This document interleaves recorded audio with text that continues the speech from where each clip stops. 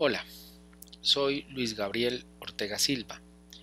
Hoy hablaremos de sífilis, una actualización en diagnóstico y tratamiento.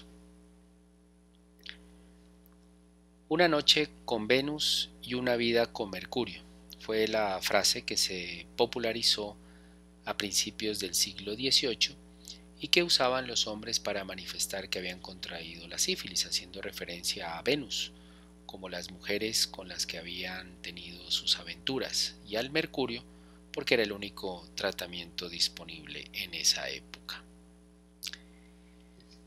La sífilis se debe a la infección por el treponema pallidum, una espiroqueta que no puede sobrevivir durante un tiempo prolongado fuera del cuerpo humano.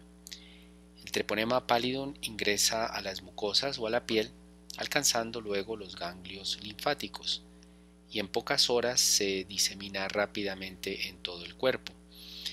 Existen por lo menos 3 subespecies conocidas: el treponema pallidum pallidum, causante de la sífilis, que es el tema del día de hoy; el treponema pallidum pertum, causante de la frambesia, también llamada buba o piam; y el treponema pallidum endemicum, causante del vejel, sífilis endémica a nivel del subsahara africano. A veces también se incluye otras subespecies de treponema como el caretium, causante de la pinta o mal de pinto. La clasificación de estas subespecies se basa tanto en la diferenciación clínica sintomatológica y también como los cambios genéticos entre estas especies de treponema. Existe también más treponemas que habitan como comensales, de los cuales se han identificado alrededor de 10 especies, una de ellas que vive en cavidad oral o también en la piel en el prepucio. El treponema pallidum pallidum es una especie de bacteria del género treponema compuesta entre 8 a 20 espiras enrolladas, lo cual le da un movimiento de rotación similar a un sacacorchos. Mide de 5 a 20 micras de largo y 0.5 micras de diámetro, y es una espiroqueta que no se tiñe a la tinción de grano. Es altamente contagiosa, es causante de varias enfermedades clínicas o presentación variada en el ser humano. Su estructura básica consiste en un filamento axial incluido en un cilindro helicoidal del citoplasma. Este filamento es morfológicamente similar al flagelo bacteriano. No solamente le va a otorgar la movilidad, sino que además una destreza bastante amplia para evadir nuestro sistema inmune. No se puede cultivar y no se puede observar a través de la microscopía del campo claro convencional. Se requiere una microscopía especializada de campo oscuro para poder ser visualizada.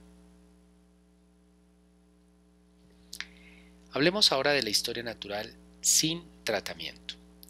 Después de un periodo de incubación de 10 días a 6 semanas, 3 semanas en promedio, en el sitio de la inoculación, que puede ser en boca, en pene, vagina o en el ano, se presenta una pápula que no es dolorosa, que rápidamente se ulcera, convirtiéndose en una llaga circular ovalada con un borde rojizo, parecida a una herida abierta, pero indolora.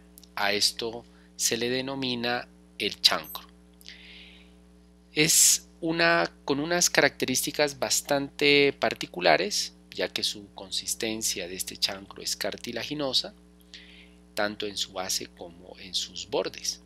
En el varón, los chancros suelen localizarse en el pene o dentro de los testículos, aunque también en el recto, dentro de la boca o en los genitales externos, mientras que en la mujer las áreas más frecuentes son el cuello uterino, los labios genitales, tanto mayores como menores.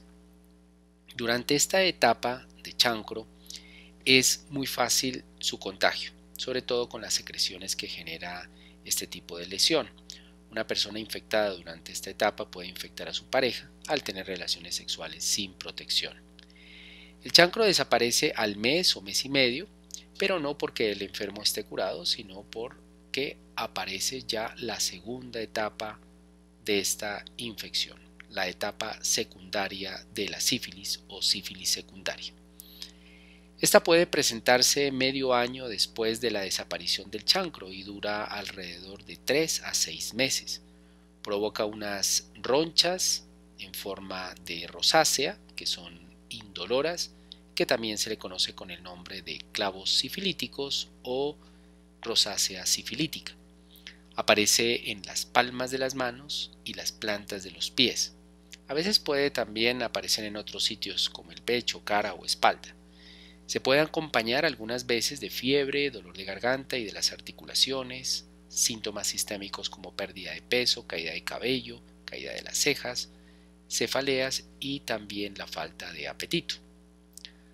A veces hay unas erupciones que son planas, que se les denomina condylomas latum, provocan alrededor formaciones alrededor genital o también alrededor del ano.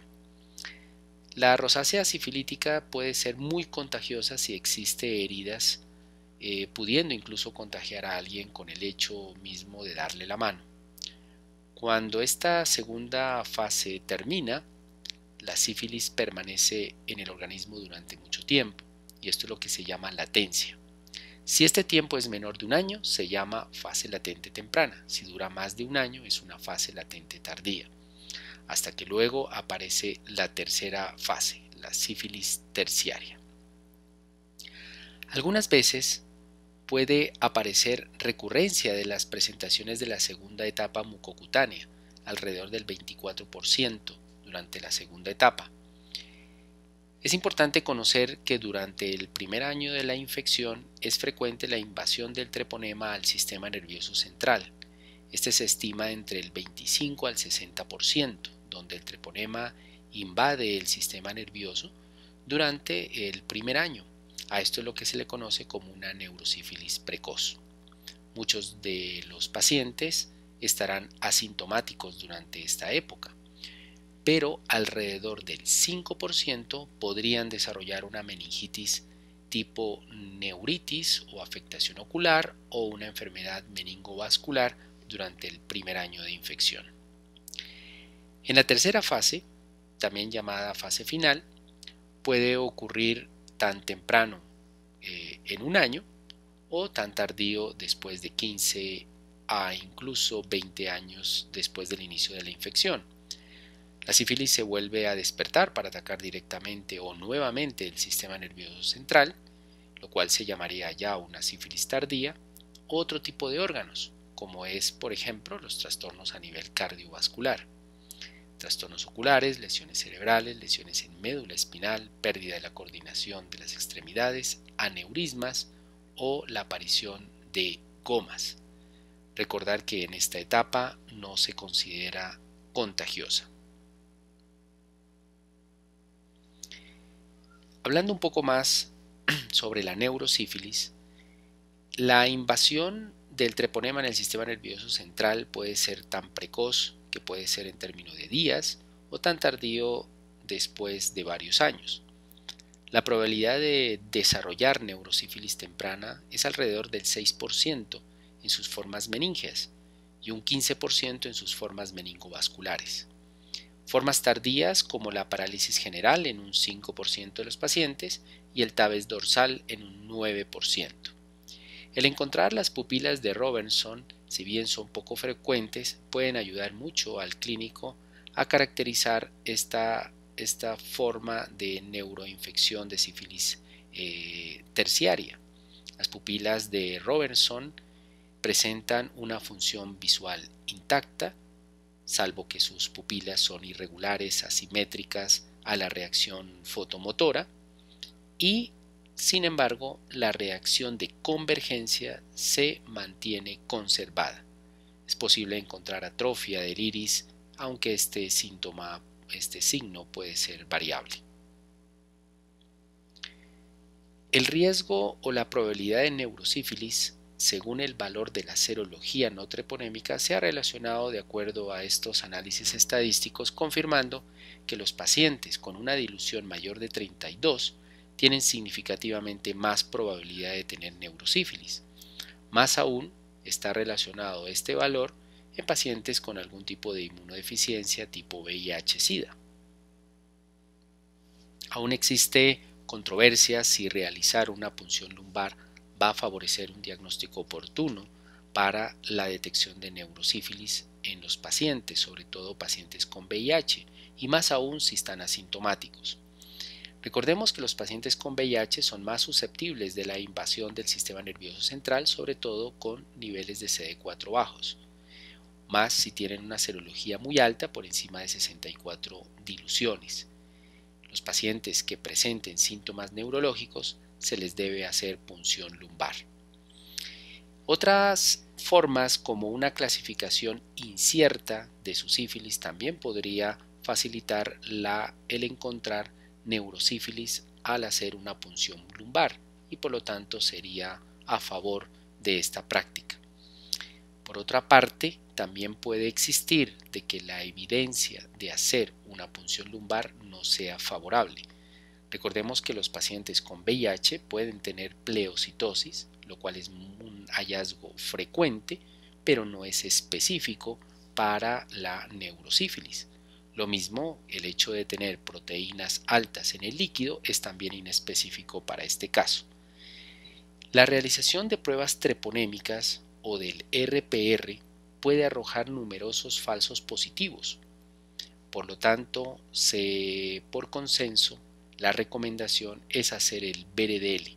Aunque es específico en líquido cefalorraquídeo, la sensibilidad no llega al 50%. Otros estudios han mostrado que el hecho de realizar una punción lumbar no mejora el pronóstico.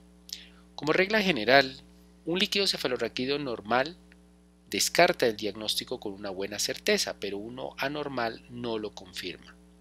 La pregunta sería, ¿siempre hay que hacer punción lumbar ante la presencia de síntomas neurológicos? Pues bien, si el paciente solo presenta síntomas oftálmicos, la probabilidad de obtener una punción lumbar normal sería de un 40%. Y con síntomas auditivos, es decir, una otosífilis, hasta el 90%. Vamos a encontrar un líquido cefalorraquídeo completamente normal, lo cual no estaría justificada esta práctica. Los hallazgos más típicos de un líquido cefalorraquídeo en el caso de una neurosífilis serían una reacción leucocitaria mayor de 5 células por campo, proteínas mayor de 40 o una glucosa baja. El BRDL puede ser positivo, lo cual sería específico pero poco sensible, ya que alcanzaría hasta el 50% de los casos. Recordar que no se debe hacer RPR ni tampoco prueba treponémica, ya que ambos pueden tener alto número de falsos positivos. Y de todas maneras, las pruebas treponémicas positivas en líquido cefalorraquídeo no te indican si es una infección reciente o una infección ya tratada previamente.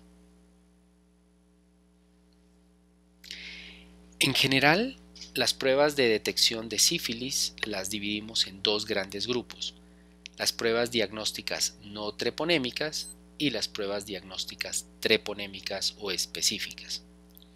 Las pruebas no treponémicas, que lo que hacen es detectar los anticuerpos dirigidos contra el antígeno lipídico, esto es contra el complejo del antígeno cardiolipina lectina colesterol, anteriormente llamada reaginas. Repito, este método no es específico y de este tenemos dos tipos. Una que es el RPR o reaginas plasmáticas rápidas y la otra es el BDRL. También por sus siglas en inglés, pruebas de laboratorio de investigación de enfermedades venéreas. Esta última, el BDRL, está avalado para hacer tanto pruebas en sangre como en líquido cefalorraquídeo. La presentación de falsos positivos con pruebas no treponémicas es frecuente, debido a que no son específicas. Se pueden dividir en condiciones agudas o condiciones crónicas. Los primeros persisten hasta un máximo de 6 meses, y entre ellos tenemos la hepatitis, la mononucleosis infecciosa, la neumonía viral, varicela, sarampión y otras infecciones virales, como la malaria, la misma vacunación o inmunizaciones, y el error de laboratorio y el embarazo. En este último caso puede fluctuar un falso positivo con pruebas no treponémicas durante el embarazo entre el 20 y el 40%. Las condiciones crónicas son aquellas que perduran sus falsos positivos por más de 6 meses y se asocian a enfermedades del tejido conectivo, anomalías de las inmunoglobulinas, adicciones a narcóticos, lepra, neoplasias malignas e incluso la misma vejez. En estos casos, los títulos pueden ser iguales, persistentes, pero por lo general menores a 4 diluciones. Presentan falsos negativos en el periodo de ventana. Recordar, las pacientes con inmunodeficiencias también pueden causar falsos negativos y el efecto de prozona que hablaremos más adelante. Las pruebas diagnósticas treponémicas son específicas contra los determinantes antigénicos del treponema pálido. Entre estas están las pruebas de FTA-ABS, las pruebas TPI, las pruebas rápidas, cuyo método más común es la inmunocromatografía. También están las pruebas de ELISA o de inmunoanálisis y el Western blot. Estas son para la detección contra anticuerpos específicos o treponémicos.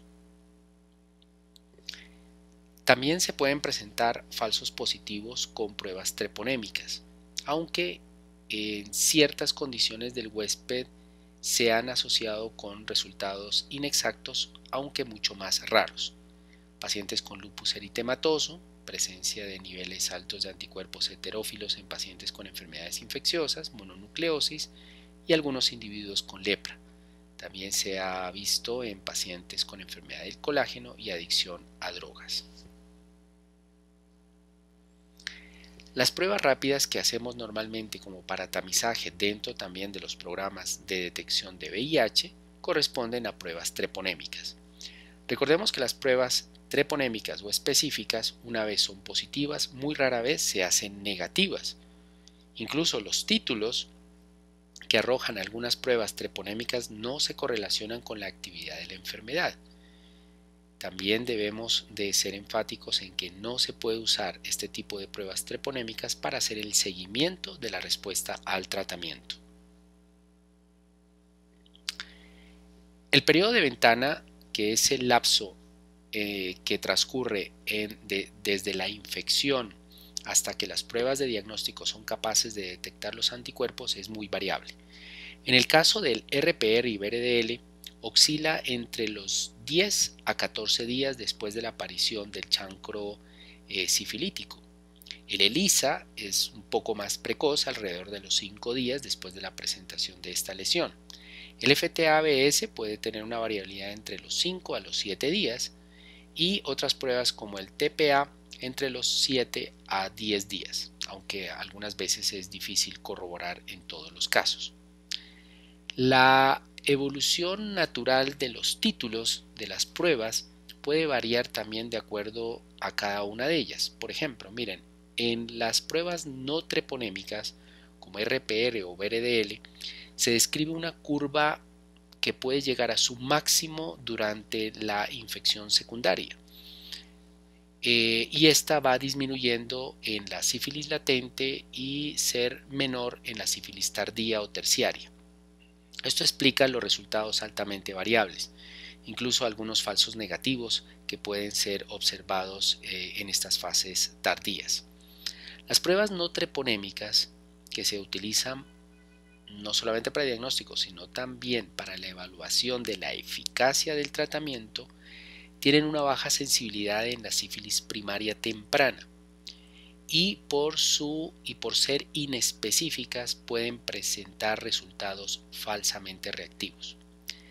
Las más empleadas, como habíamos hablado, la RPR y VRDL, la primera, la RPR, tiene mayor sensibilidad en las etapas primarias, mientras que en el resto de la enfermedad se asemeja al VRDL. La especificidad de ambas es similar. En los últimos años, si bien la RPR ha sido la más utilizada por ser una técnica de una lectura más sencilla, continuamos viendo muchos laboratorios que continúan haciendo las pruebas de BRDL. Lo que se recomienda actualmente es que una vez se haga el diagnóstico y el seguimiento con una de esas pruebas, hay que seguir haciendo con las mismas.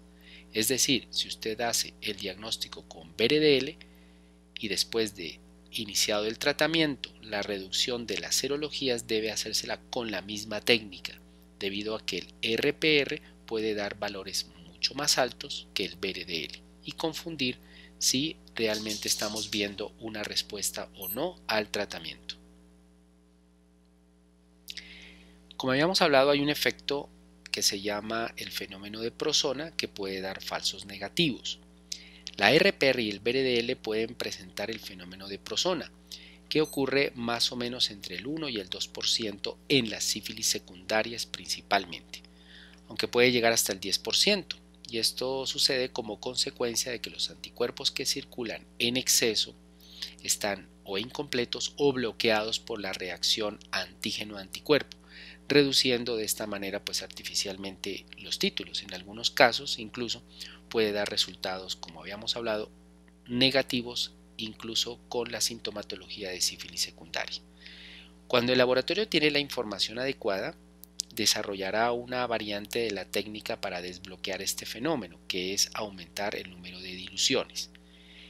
El fenómeno de Prosona entonces se debe a la no aglutinación o a una aglutinación incompleta y solamente se puede evidenciar cuando el laboratorio hace diluciones altas de la muestra. Recordar que en los pacientes con VIH es un hallazgo frecuente y es más frecuente en la infección por sífilis secundaria. ¿Sí? Es importante que si se sospecha esta reacción clínica, hay que informar al laboratorio que repitan la muestra, pero que la diluyan o, en su caso, pues hacer una prueba treponémica para descartar el caso. Existen dos tipos de algoritmos para hacer el diagnóstico de la sífilis. El primero de ellos, que es el algoritmo tradicional, donde hacemos primero una prueba no treponémica, por ejemplo un RPR. Si esta prueba es reactiva, la confirmamos con un test treponémico. Si el test treponémico es reactivo, entonces hacemos el diagnóstico de sífilis. Si la prueba treponémica es negativa, descartamos la sífilis y lo que estamos evidenciando es un falso positivo. Pero hay otro algoritmo que se denomina algoritmo reverso, que es primero hacer una prueba treponémica, el cual si es positivo o es reactivo, hacemos una prueba no treponémica. Si esa prueba no treponémica nos da reactivo en cualquier dilución, hacemos el diagnóstico de sífilis. Este tipo de algoritmo reverso es el que se implementa en el caso de búsqueda de sífilis gestacional y también se debe implementar para los casos de búsqueda de sífilis en pacientes con VIH. Siempre tener en cuenta para este algoritmo reverso los antecedentes de sífilis previa tratada en los pacientes, debido a que la prueba treponémica es positiva durante toda la vida a pesar de haberse curado con el tratamiento antibiótico. Hablemos de tratamiento de la sífilis y para esto vamos a hablar cada una de las etapas de su clasificación. El tratamiento de la sífilis temprana, primaria y secundaria y la latente menor de un año, es decir, la latente temprana, sin signos ni síntomas neurológicos, se hace con penicilina benzatínica 2.400.000 en una sola dosis.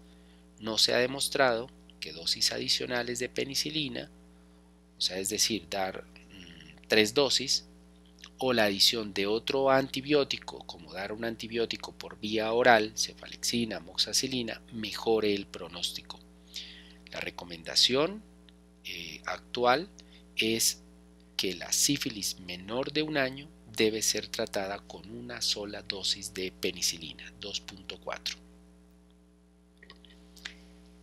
En la sífilis latente temprana, también que no haya hallazgos neurológicos, recordar que para hacer este tipo de diagnóstico de sífilis latente temprana debemos de tener la certeza de que las serologías previas que estén documentadas en la historia clínica son negativas.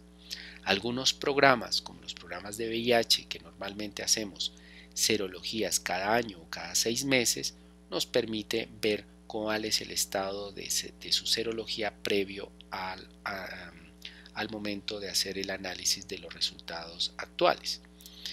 Incluso podemos ver que el incremento en 2 diluciones de una serología que previamente era positiva ya tratada, también podemos hacer el caso de un diagnóstico de una sífilis temprana. El encontrar síntomas claros de una sífilis primaria por el hallazgo del chancro, o una sífilis secundaria en el caso, por ejemplo, al encontrar una rosácea sifilítica, por ejemplo. Cuando hay antecedentes de exposición clara menos de un año por los factores de riesgo de una exposición, de tener relaciones sexuales sin protección, o una pareja donde tiene síntomas recientes, ya sea primarios o secundarios, también podría ayudarnos clínicamente a clasificar en una latente temprana, y para estos casos se debe usar la penicilina benzatínica también en única dosis.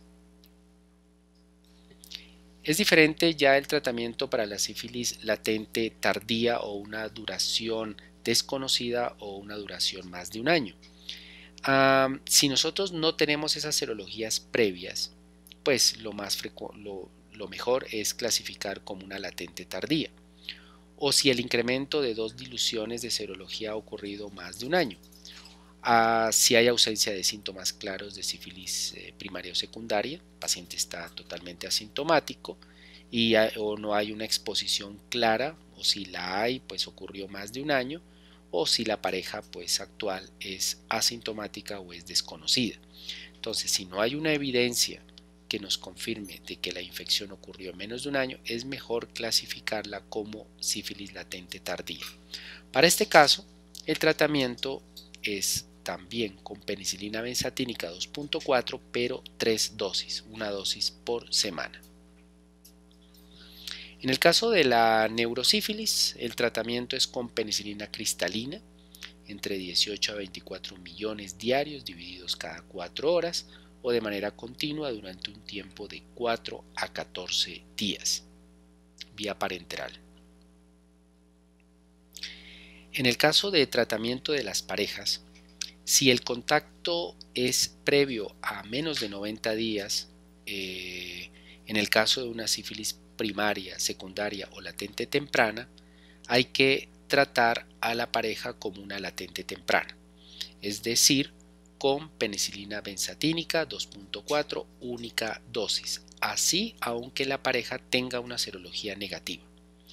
Si el contacto previo de la pareja ha ocurrido más de 3 meses, más de 90 días, hay que tratar también como una temprana en el caso de que no haya la disponibilidad de hacerle serología a la pareja, o no hay posibilidad de hacer seguimiento, o su seguimiento es incierto.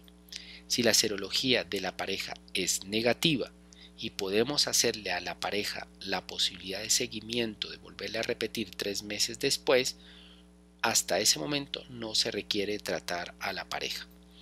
Si la serología es positiva en la pareja, hay que evaluar de manera individual y tratar de manera individual si se trata de una sífilis menor de un año o mayor de un año. En estos casos, cuando la pareja tiene cuando no se le puede hacer la serología o es incierta, la vamos a tratar también como una sífilis temprana, es decir, con una única dosis de penicilina benzatínica. Aquí tenemos este cuadro donde vemos las diferentes etapas de la infección por sífilis. La primaria, donde el tratamiento es con única dosis de penicilina. La secundaria, también con única dosis de penicilina. Latente temprana menor de un año, única dosis de penicilina.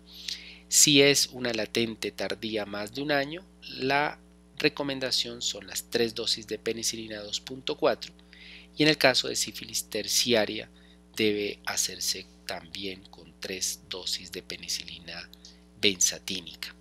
Excepto en los casos de neurosífilis, donde el tratamiento no se hace con penicilina benzatínica por su baja penetración del antibiótico en la barrera hematoencefálica, y la recomendación es hacer la parenteral endovenosa con cristalina, penicilina cristalina durante un tiempo de 10 a 14 días. En el caso de mujeres gestantes se hace igual con la clasificación si es primaria o si es secundaria o latente menor de un año con única dosis de penicilina, y si es latente mayor de un año o terciaria o neurosífilis, pues ya respectivamente con penicilina 3 dosis, y si es neurosífilis con cristalina por 10 días.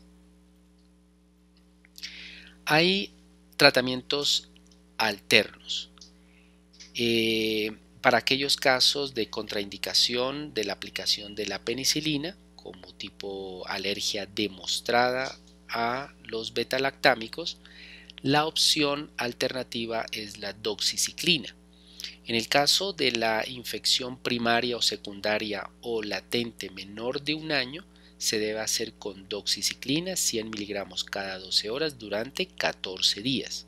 Y para los casos de una sífilis latente mayor de un año, en este caso se debe prolongar de 14 pasar a 28 días de uso de doxiciclina. Para el caso de las sífilis terciarias y gestantes, debe hacerse la desensibilización de penicilina, porque la recomendación es hacer como tratamiento, no hay tratamiento alternativo y debe hacerse con penicilina 3 dosis 2.4. Y en el caso de neurosífilis, si no se puede hacer desensibilización, pues estaría la opción de la ceftriaxona durante el mismo tiempo de uso de 10 a 14 días. En ningún caso se recomienda el uso de la citromicina como tratamientos alternativos para el manejo de sífilis. En el caso de sífilis gestacional, pues si bien las recomendaciones, incluso la recomendación de guía práctica clínica en Colombia nos dice de que en la sífilis primaria gestacional o secundaria gestacional o latente temprana se debe hacer con una única dosis de penicilina 2.4 millones, y que para los casos de sífilis latente tardía, o sea mayor de un año, y terciaria para gestantes debe hacerse con 3 dosis de penicilina.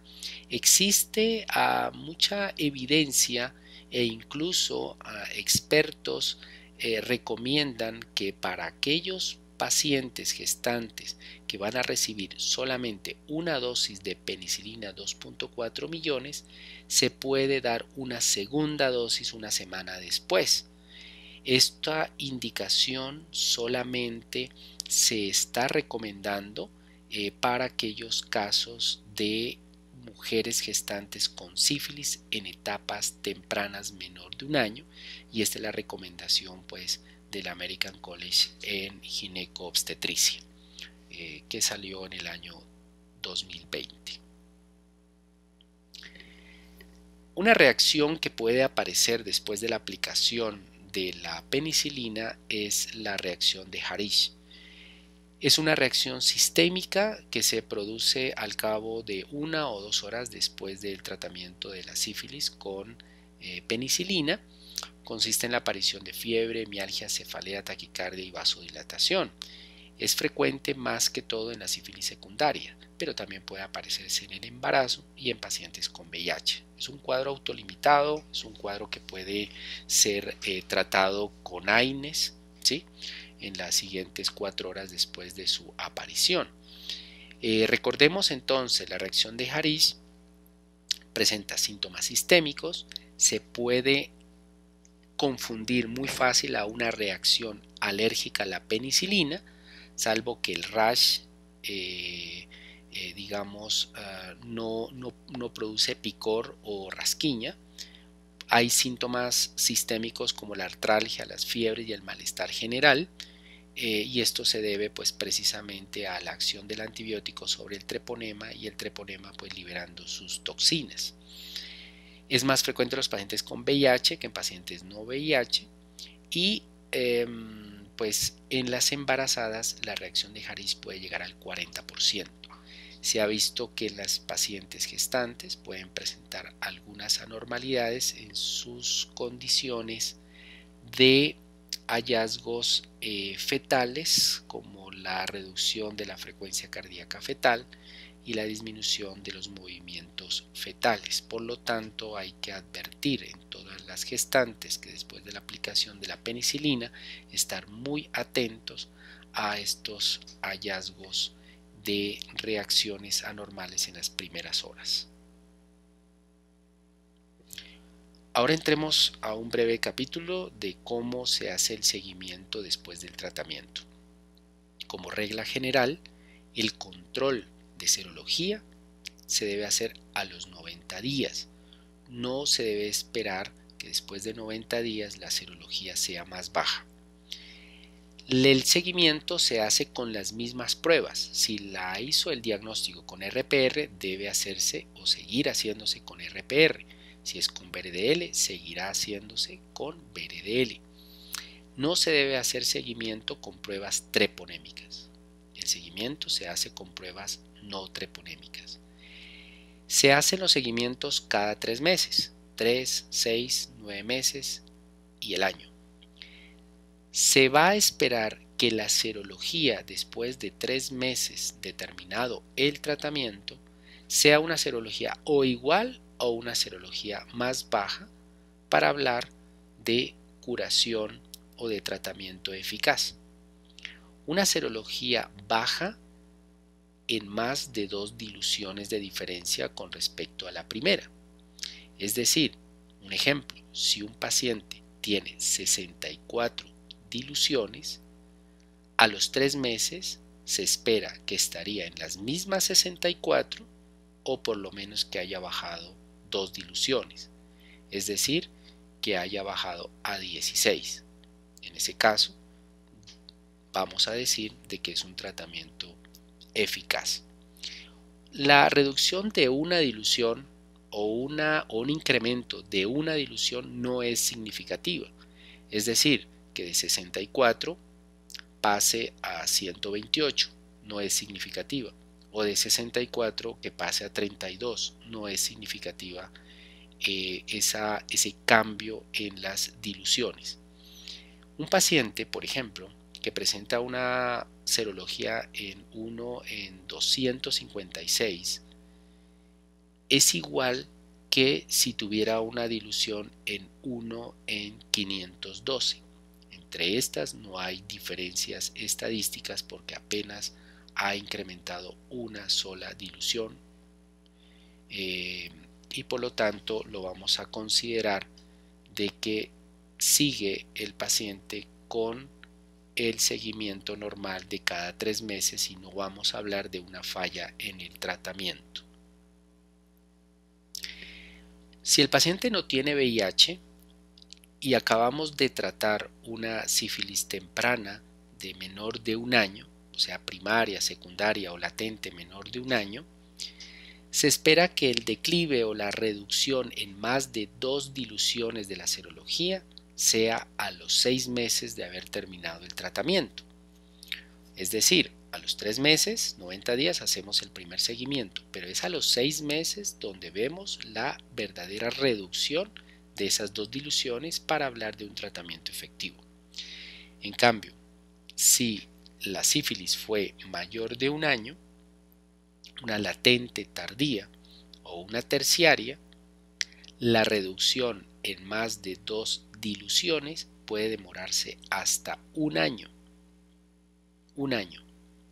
Y en el caso de pacientes con VIH, en sífilis temprana, la reducción de más de 2 diluciones sucederá al año y en sífilis tardía hasta 2 años. Gran parte de los pacientes, un 40% de los pacientes, mantendrá una serología reactiva por varios años y esto es lo que llamaríamos una huella inmunológica. ¿Cómo se considera una falla del tratamiento? Pues acabando de revisar lo que hemos visto en estos cuadros, sería una persistencia o una recurrencia de los síntomas y los signos, o un aumento de la serología, 2 diluciones o más, que persistan por el tiempo dependiendo de la sífilis que hemos tratado. Para una sífilis menor de un año sería a los 6 meses y una sífilis mayor de un año después de 12 meses la persistencia de más de 2 diluciones en comparación a la inicial. Una verdadera falla nos permitiría pensar en una reinfección y debemos de considerar una punción lumbar para antes de hacer un retratamiento. ¿Qué pasa si en el control después del tratamiento no hay respuesta? Vamos a considerar la punción lumbar, pero no hay una evidencia de que repetir el tratamiento en estos casos mejore la respuesta. Cada caso siempre lo debemos de evaluar de una manera individual. ¿Qué pasa si se olvida una dosis de penicilina? Si bien es aceptable que pueda entre dosis y dosis pasar hasta un máximo de 10 a 14 días, y si no ha pasado más de estos 14 días, pues se debe continuar el esquema de las 3 dosis como se habían programado. En otras palabras, es el tiempo máximo que podemos dar de espera entre dosis y dosis, 14 días. Si bien la farmacología sugiere que el tiempo máximo puede ser 9 días entre las dosis, la recomendación actual, que es en las embarazadas, una dosis perdida puede ser inaceptable y en ellas se recomienda reiniciar el esquema. Algunos guías nos dicen que en las mujeres gestantes el tiempo máximo de espera no debe sobrepasar los 9 días. Existen siempre la pregunta sobre la alergia a la penicilina. Hay 5 puntos que nunca nos debemos olvidar sobre este aspecto. La primera es que la alergia a la penicilina, si bien es reportada en el 10% de los casos, pero una vez evaluado estos casos, este 10% de pacientes que nos dicen que son alérgicos a la penicilina, se ha visto que el 90% no tienen sensibilidad mediada por hemoglobina E cuando se realizan pruebas específicas cutáneas para detección de la alergia. Eso quiere decir de que muchos de los pacientes que nos dicen que son alérgicos, probablemente el 90% no lo son. Los pacientes alérgicos a la penicilina no necesariamente son alérgicos a las cefalosporinas. Hay estudios de investigación que han visto que una alergia confirmada a la penicilina, el 97% va a tolerar bien una cefalosporina y el 99% va a tolerar los carbapenémicos. Tercero, siempre cuando nosotros etiquetamos un paciente como alérgico a la penicilina por una falla en nuestro anamnesis o en nuestro interrogatorio, lo vamos a llevar a ese paciente a un mayor uso de antibióticos. El 55% de los pacientes que no son alérgicos a la penicilina, pero ya se los ha tildado como tal, pueden aumentar el riesgo de adquirir un estafilococo aureus resistente a meticilina y un 35% van a tener mayor riesgo de infecciones por Clostridium difíciles debido al sobreuso de antibióticos no betalactámicos. Los antibióticos betalactámicos continúan siendo una de las principales causas de shock anafiláctico. eso es verdad. Aunque la mayoría de los síntomas que se atribuyen a la alergia a la penicilina no son realmente alergia a la penicilina, como es un dolor o distensión abdominal. Muchos de ellos son compatibles con efectos adversos del antibiótico y no son una verdadera alergia. Existen pruebas de alergia de detección a la penicilina que pueden ser costo efectivos. Sin embargo, estas pruebas de alergia a la penicilina tienen que hacerse en un ambiente especial. 2 horas antes de hacer la prueba se usan pruebas de combinación de prueba cutánea y prueba de control. La prueba control es el uso de la histamina.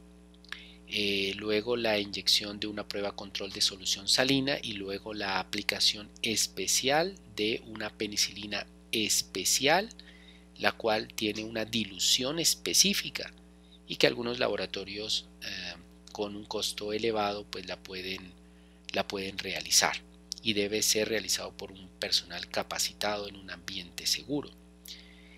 Estas pruebas no tienen un valor predictivo positivo muy bueno, no llegan ni siquiera al 30 o al 50% para la detección de alergia a la penicilina. Claro está que un valor predictivo negativo puede llegar hasta un 100%. Por ahora nosotros estamos haciendo un buen interrogatorio en el caso de paciente que sea alérgico a la penicilina, interrogar muy bien por qué sucedió este evento, en qué ámbito y con qué antibiótico fue el que causó dicha alergia para poderlo clasificar.